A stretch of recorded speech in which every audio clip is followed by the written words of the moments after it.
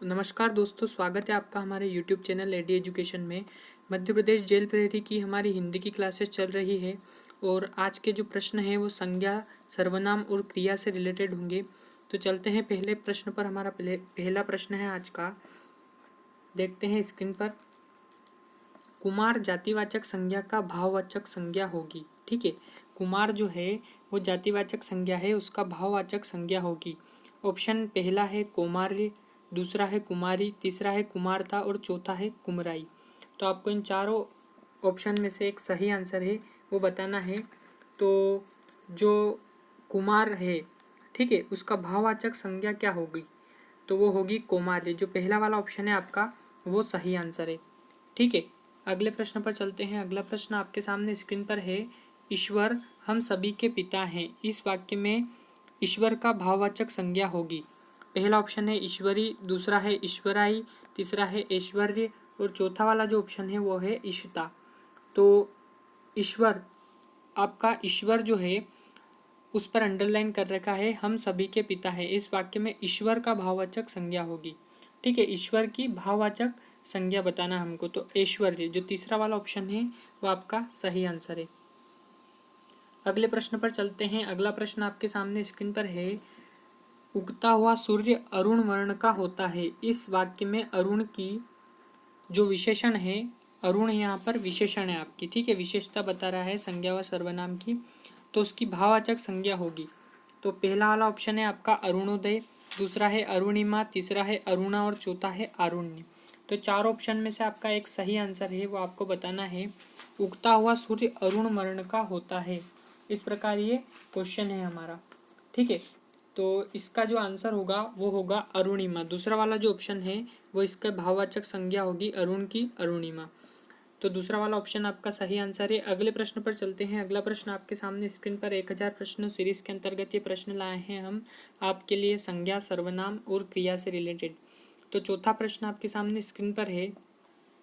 नारीत्व महान गरिमा है, इस वाक्य में नारीत्व जो भाववाचक संज्ञा है उसकी जातिवाचक संज्ञा होगी। यहाँ नारीत्व भाववाचक संज्ञा है और उसकी जातिवाचक संज्ञा पूछी आपसे। पहला ऑप्शन है नारी, दूसरा है नारायण, तीसरा है नारीता और चौथा है नारायणी। तो नारीत्व यहाँ पर भाववाचक संज्ञा है, लेकिन पूछा है आपसे कि इसकी जातिवाचक संज्ञा क्या होगी। तो पहला वाला ऑप्शन है वो आपका सही आंसर है, नारी। नारी इसकी जातिवाचक संज्ञा होगी। अगले प्रश्न पर चलते हैं। अगला प्रश्न आपके सामने स्क्रीन पर है। माँ मंदिर में पूजा कर रही है, इस वाक्य में अधोरेखांकित वाक्यांश हेतु भाववाचक संज्ञा होगी। पूजा कर रही है यह अधोरेखांकित कर रखा है, यानी इस पर अंडरलाइन कर रखी है। ठीक है, तो अधोरेखांकित पद क्या है? पूजा कर रही है, इसकी भाववाचक संज्ञा पूछी हमसे, पूजन। ठीक है, पूजना, पूज्य या पूजनीय। तो जो चार ऑप्शन में से आपका जो सही आंसर है वो है पूजन। दूसरा वाला ऑप्शन है वो आपका सही आंसर है। अगले प्रश्न पर चलते हैं। अगला प्रश्न आपके सामने स्क्रीन पर है। राजेश को तेज बुखार है, इस वाक्य में राजेश किस प्रकार की संज्ञा है? व्यक्तिवाचक, भाववाचक, जातिवाचक या द्रव्यवाचक? तो राजेश को तेज बुखार है, इसमें राजेश किस प्रकार की संज्ञा है ये पूछा है हमसे। तो व्यक्तिवाचक संज्ञा है। ठीक है, पहला वाला ऑप्शन है वो आपका सही आंसर है। अगले प्रश्न पर चलते हैं। अगला प्रश्न आपके सामने स्क्रीन पर।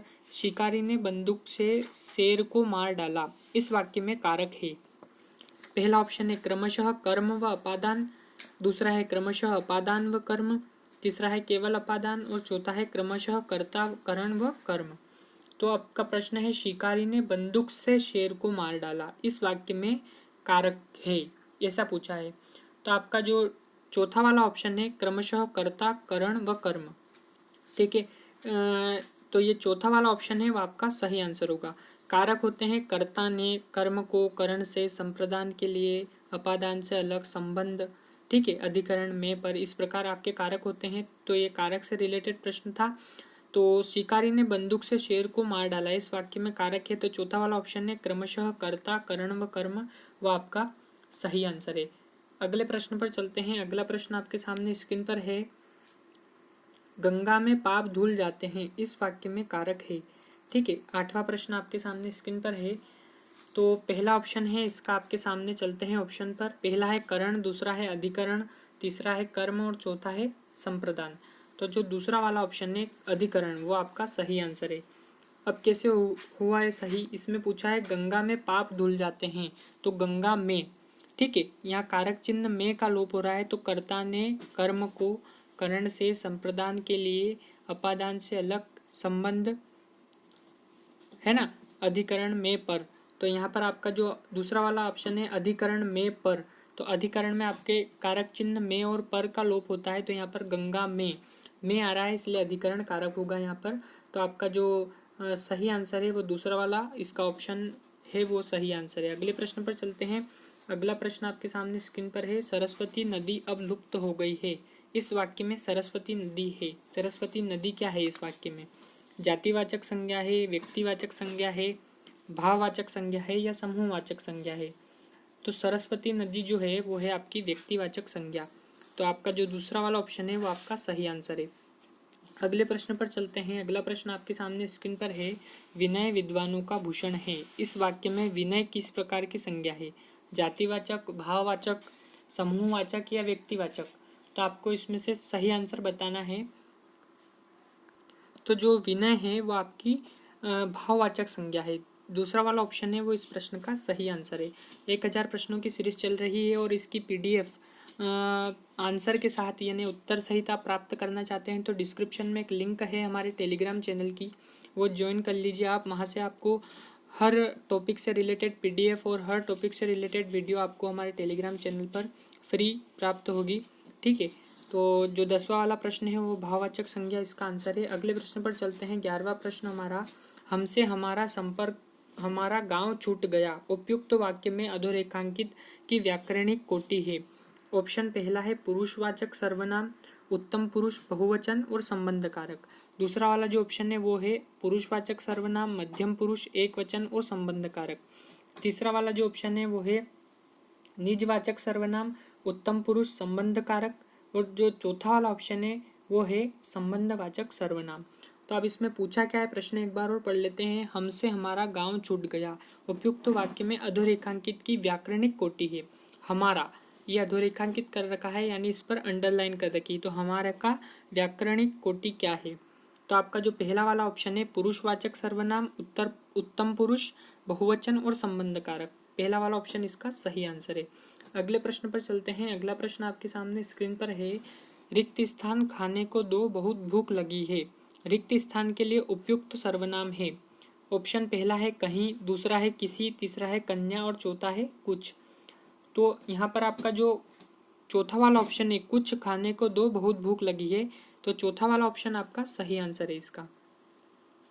अगले प्रश्न पर चलते हैं। अगला प्रश्न आपके सामने स्क्रीन पर है। हाँ, मुझे आपके बारे में रिक्त स्थान याद आ रहा है, रिक्त स्थान के लिए उपयुक्त सर्वनाम है। पहला ऑप्शन है कोई कोई, दूसरा है कुछ कुछ, तीसरा है कहीं कहीं और चौथा वाला जो ऑप्शन है वो है यहाँ वहाँ। तो इसका जो दूसरा वाला ऑप्शन है कुछ कुछ वो आपका सही आंसर होगा। हाँ, मुझे आपके बारे में कुछ कुछ याद आ रहा है, रिक्त स्थान के लिए उपयुक्त सर्वनाम है, तो कुछ कुछ जो दूसरा वाला ऑप्शन है वो आपका सही आंसर है। अगले प्रश्न पर चलते हैं। 14वां प्रश्न आपके सामने स्क्रीन पर है।